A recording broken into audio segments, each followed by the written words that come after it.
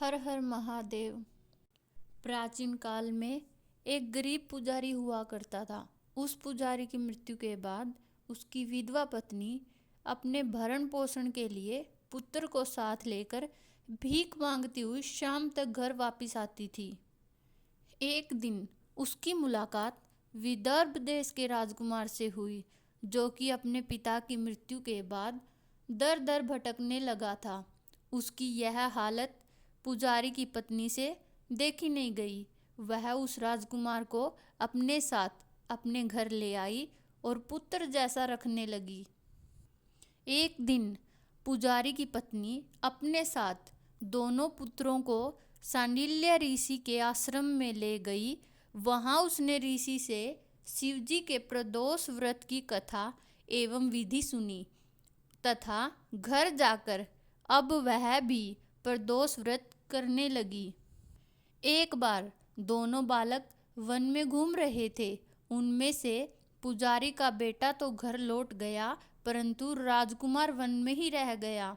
उस राजकुमार ने गंधर्व कन्याओं को क्रीड़ा करते हुए देखा तो उनसे बात करने लगा। उस कन्या का नाम अंशुमति था। उस दिन वह राजकुमार घर देरी से लौटा। राजकुमार दूसरे दिन फिर से उसी जगह पहुंचा जहां अंशुमति अपने माता पिता से बात कर रही थी। तभी अंशुमति के माता पिता ने उस राजकुमार को पहचान लिया तथा उससे कहा कि आप तो विदर्भ नगर के राजकुमार हो ना? आपका नाम धर्मगुप्त है। अंशुमति के माता पिता को वह राजकुमार पसंद आया और उन्होंने कहा कि शिवजी की कृपा से हम अपनी पुत्री का विवाह आपसे करना चाहते हैं। क्या आप इस विवाह के लिए तैयार हैं? राजकुमार ने अपनी स्वीकृति दे दी तो उन दोनों का विवाह संपन्न हुआ। बाद में राजकुमार ने गंधर्व की विशाल सेना के साथ विदर्भ पर हमला किया और घमासान युद्ध कर विजय प्राप्त की तथा पत्नी के साथ राज्य करने लगा। वहां उस महल में एक पुजारी की पत्नी और पुत्र को आदर के साथ ले आया तथा साथ रखने लगा। पुजारी की पत्नी तथा पुत्र के सभी दुख व दरिद्रता दूर हो गई और वे सुख से अपना जीवन व्यतीत करने लगे। एक दिन अंशुमति ने राजकुमार से इन सब बातों के पीछे का कारण और रहस्य पूछा।